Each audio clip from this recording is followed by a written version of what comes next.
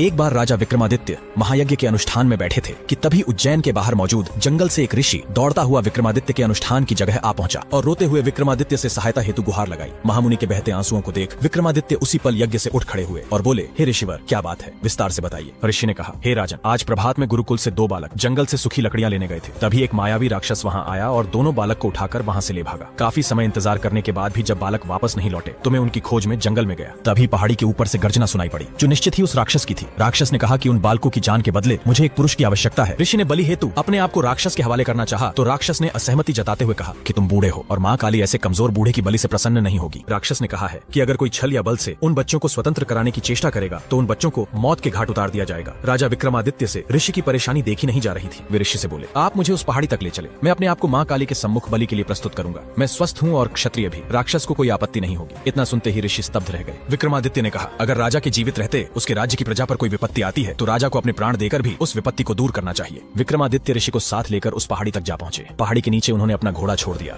विक्रमादित्य उस रहस्यमयी पहाड़ी पर जा पहुंचे। एक विशालकाय नरभक्षी दैत्य गुफा के बाहर बैठा था। विक्रमादित्य को अपने सामने खड़ा देख राक्षस काफी प्रसन्न हुआ। राक्षस दोनों बालकों को साथ लेकर पहाड़ी के नीचे छोड़ आया और विक्रमादित्य की बलि के लिए उन्हें माँ काली की प्रतिमा के सम्मुख प्रस्तुत किया। विक्रमादित्य एक भी पल के लिए विचलित न हुए और वचनानुसार अपना सर बलि हेतु झुका दिया। तभी अचानक राक्षस ने अपने हाथ में मौजूद खंडे को फेंक दिया और विक्रमादित्य को गले लगा लिया। विक्रम कुछ समझ पाते उससे पहले उन्होंने देखा कि राक्षस की जगह स्वयं देवराज इंद्र खड़े हैं। इंद्र ने कहा, हे राजन, मैं आपकी परीक्षा ले रहा था कि विक्रम केवल सांसारिक चीजों का ही दान कर सकते हैं या जनहित में अपने प्राण त्यागने की भी क्षमता रखते हैं। इंद्र ने विक्रम को यशस्वी होने का आशीर्वाद दिया और वह सकुशल अपने राज्य वापस लौट आए।